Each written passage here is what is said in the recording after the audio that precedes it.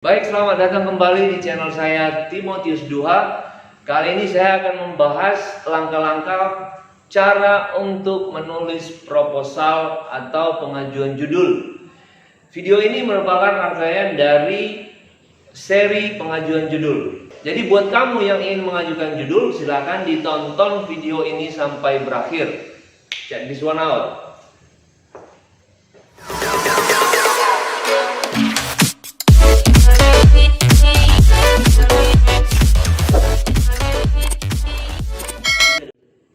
Ya, jadi kita mulai ya pembahasan yang tadi, langkah-langkah dalam mengajukan judul. Yang pertama tipsnya adalah kalau Anda atau kamu ingin mengajukan judul, hendaknya kamu sudah memikirkan jauh-jauh hari.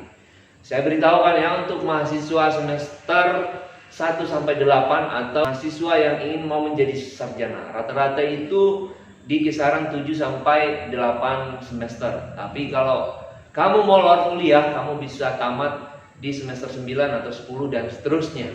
Nah, saya beritahukan dulu, apabila kamu masuk di semester 1, semester 2, semester 3, kamu itu begitu semangat ya, begitu semangat untuk kuliah. Tapi giliran masuk semester 4, semester 5, semester 6, itu beban atau mata kuliahnya sangat berat. Dan ditambah lagi waktu kejenuhan untuk menjadi mahasiswa itu mulai muncul. Jadi semester 4, 5, 6 itu adalah masa-masa yang sulit menjadi mahasiswa, di mana kita udah tertarik ingin bekerja, tertarik untuk ikut organisasi, ditawarin untuk ikut proyek, dan ditawarkan untuk jalan-jalan karena kita merasa sudah senior. Jadi beda kalau kita semester 1, semester 2, semester 3, kita masih merasa malu-malu kucing, atau kita masih merasa belum menguasai wilayah kampus sehingga kita masih diam-diam saja. Tetapi kalau sudah masuk semester 4, 5, 6, jadi itu semua campur aduk. Ada jenuh, ada malas, ada keluar dan seterusnya.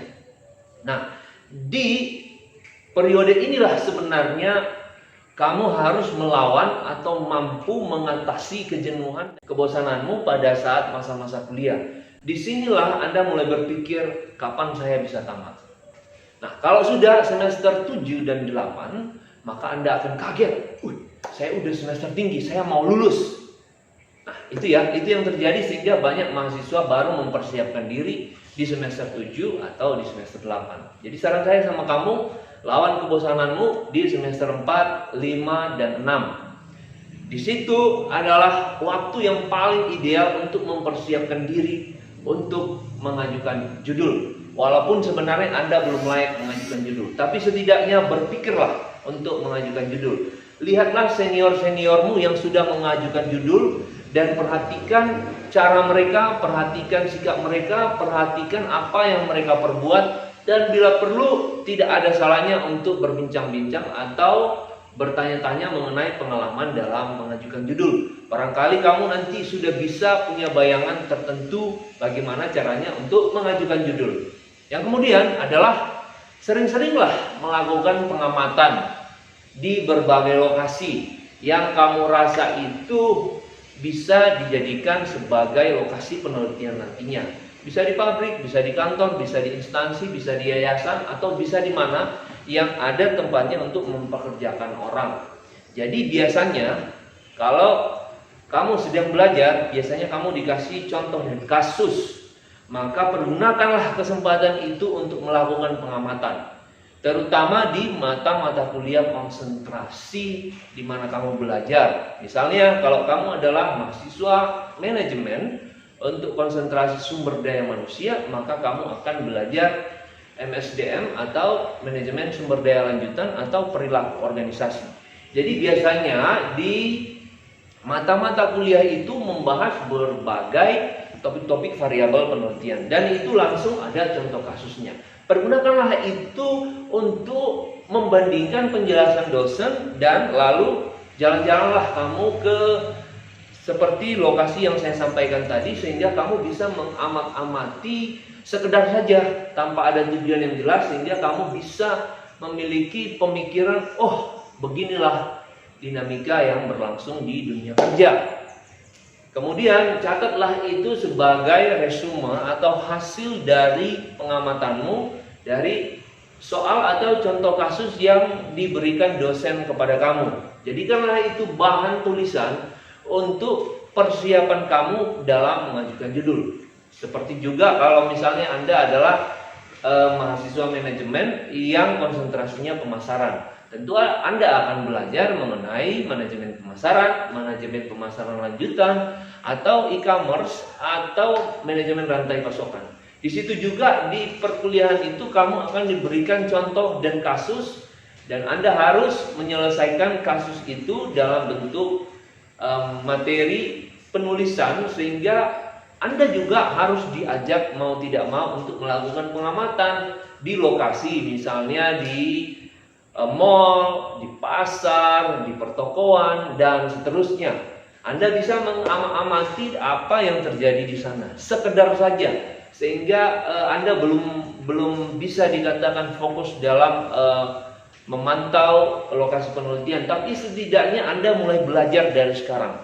Karena kalau untuk melakukan pretest, mungkin panduannya akan ada di mata kuliah metodologi penelitian, tapi tidak apa-apa, sekedar untuk belajar untuk menyelesaikan kasus atau tugas yang diberikan oleh dosen, tidak ada salahnya untuk melakukan pengamatan.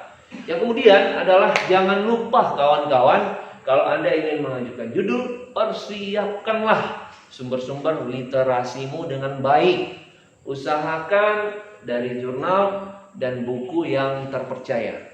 Saya ulangi sekali lagi, usahakan dari buku dan jurnal yang terpercaya. Kalau buku itu seperti yang saya bilang tadi, buku itu bisa dari perpus, bisa juga dari e-book. Tapi pastikan e-booknya memiliki kode EISSN sehingga memudahkan kamu nanti dalam pembuatan daftar pustaka. Kemudian kalau jurnal, ya Anda harus cari jurnalnya dari sumber-sumber terpercaya.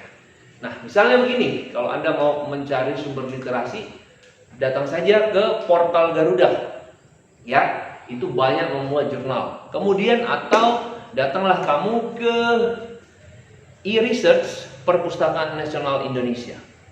Itu juga menampilkan, tinggal ketik saja keywordnya, muncul apa yang akan kamu cari.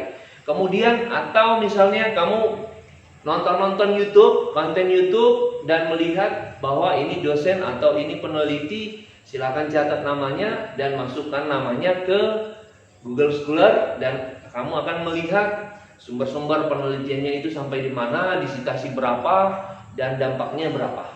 Kemudian adalah bisa juga Anda mendapatkan sumber literasi dari Freeform PDF. Jadi itu sumber-sumber mungkin berbahasa Indonesia. Kalau kamu mau yang lebih keren lagi, silakan ke sumber-sumber yang berbahasa Inggris, misalnya DOAJ, EBSCO, dan seterusnya.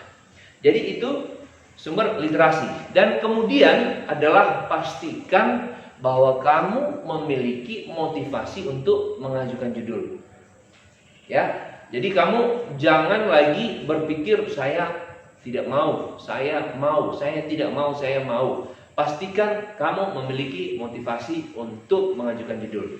Itu saja tips dari saya. Jangan lupa subscribe channel saya, Timotius 2. Salam persahabatan.